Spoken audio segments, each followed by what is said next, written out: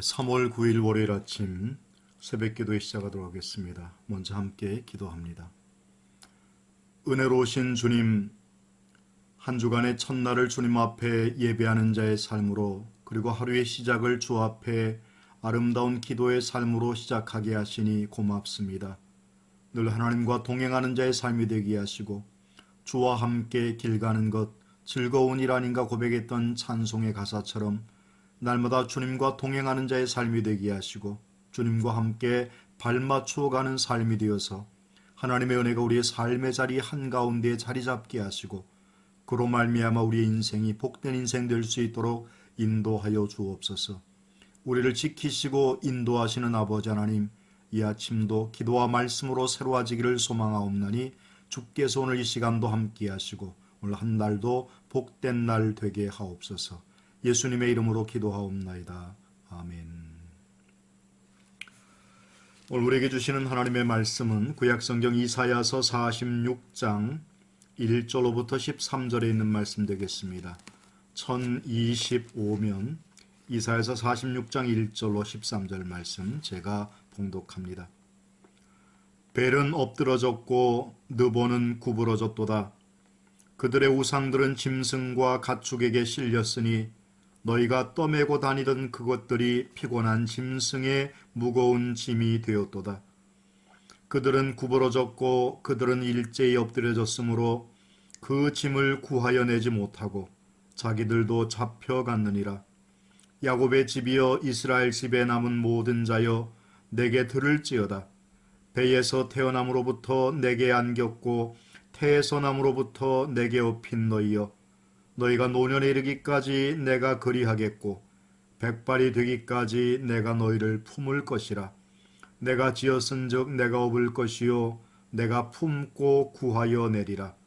너희가 나를 누구에게 비기며 누구와 짝하며 누구와 비교하여 서로 같다 하겠느냐. 사람들이 주머니에서 금을 쏟아내며 은을 저울에 달아 도금장이에게 주고 그것으로 신을 만들게 하고 그것에게 엎드려 경배하며 그것을 들어 어깨에 메어다가 너희 처소에 두면 그것이 서 있고 거기에서 능히 움직이지 못하며 그에게 부르짖어도 능히 응답하지 못하며 고난에서 구하여 내지도 못하느니라. 너희 패역한 자들아, 이 일을 기억하고 장부가 되라. 이 일을 마음에 두라. 너희는 옛 정의를 기억하라. 나는 하나님이라. 나 외에 다른 이가 없느니라. 나는 하나님이라. 나 같은 이가 없느니라. 내가 시초부터 종말을 알리며 아직 이루지 아니한 일을 옛적부터 보이고 이르기를 나의 뜻이 설 것이니 내가 나의 모든 기뻐하는 것을 이루리라 하였노라. 내가 동쪽에서 사나운 날짐승을 부르며 먼 나라에서 나의 뜻을 이룰 사람을 부를 것이라. 내가 말하였은즉 반드시 이룰 것이요 계획하였은즉 반드시 시행하리라. 마음이 완악하여 공의에서 멀리 떠난 너희여, 내게 들으라. 내가 나의 공의를 가깝게 할 것인즉 그것이 멀지 아니하나니 나의 구원이 지체하지 아니할 것이라. 내가 나의 영광인 이스라엘을 위하여 구원을 시온에 베풀리라. 아멘. 오늘 3월 9일 월요일 아침 이사야 46장 1절로 13절에 있는 말씀을 통해서 나 같은 이가 없느니라 라고 하는 제목으로 말씀을 함께 상고합니다. 이사야 46장 1절에 벨과 느보가 등장합니다. 이들은 바벨론의 신들의 이름입니다. 벨의 원래 이름은 마루둑이었습니다. 벨은 마루둑의 히브리식 이름으로서 주 로드라고 하는 의미를 갖고 있습니다. 이 신은 바벨론의 신들 중 으뜸인 신으로 바람과 폭풍을 관장합니다. 느보는 벨의 아들 혹은 그의 서기로 알려져 있고 과학과 학문을 주관합니다. 이사야는 이 신들이 엎드러졌고 구부러졌다고 말합니다. 하나님께서는 이스라엘 백성들이 당신의 음성을 들어야 한다고 말씀하신 후에 그들과 당신의 관계에 대하여 설명하십니다. 그들은 배에서 날 때부터 하나님께 안겼고 또한 업힌 자들이라는 것입니다. 마치 부모가 갓 태어난 아이를 돌보듯이 하나님이 이스라엘 백성들을 향하여 그렇게 하셨습니다.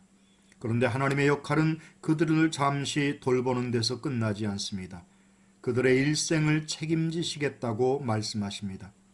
너희가 노년에 이르기까지 내가 그리하겠고 백발이 되기까지 내가 너희를 품을 것이라. 내가 지었은즉 내가 업을 것이요 내가 품고 구하여 내리라. 이사야 46장 4절에 말씀합니다. 더불어서 하나님은 누구와도 비교할 수 없는 분임을 5절에 말씀하고 있습니다. 주의 백성들에게 하나님과 같으신 분은 없습니다. 그분은 우리 아버지이시며 평생을 돌보아주는 분이십니다. 너희는 옛 정의를 기억하라. 나는 하나님이라 나 외에는 다른 이가 없느니라. 나는 하나님이라 나 같은 이가 없느니라. 아멘. 오늘의 말씀 가운데 가장 핵심적인 말씀이 무엇인가 하면 나 외에는 다른 신이 없다. 나 외에는 다른 이가 없다라고 하는 말씀을 우리에게 주고 있습니다. 디모데전서 1장 17절 말씀에 가보면 영원하신 왕 곧 썩지 아니하고 보이지 아니하고 홀로 하나이신 하나님께 존귀와 영광이 영원무궁하도록 있을지어다. 아멘이라고 하면서 디모데전서의 사도 바울은 고백하고 있습니다. 홀로 하나이신 하나님. 사실 이 홀로 하나이신 하나님이라고 하는 귀절은 18세기의 위대한 미국의 영적 대각성 운동의 그 아버지로 불리는 조나단 에드워드를 변화시킨 말씀이었습니다. 홀로 한 분이신 하나님. 사실 조나단 에드워드라고 하는 사람은 18세 때에 하나님의 은혜를 깨닫고 그가 예일대학에 들어가서 최우수 학생으로 졸업을 하고 그 이후에 이제 목회자의 길을 걷습니다.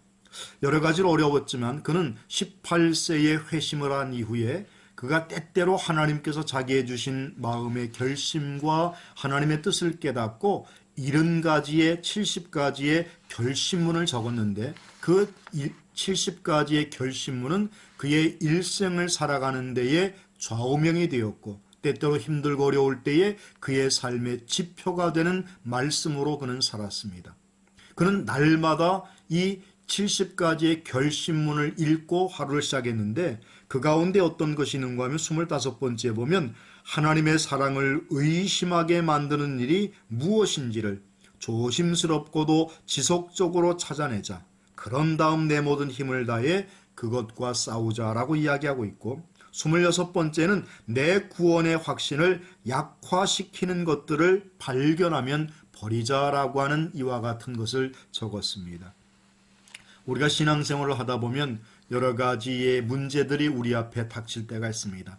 건강의 문제, 또 진로의 문제, 자녀의 문제, 내 삶의 여러 가지 신앙의 문제, 또 교회 안에서의 이런저런 일들로 인해서 상처를 입을 때도 있고 때때로 우리의 마음에 여러 가지 어려움을 겪을 때도 있을 것입니다.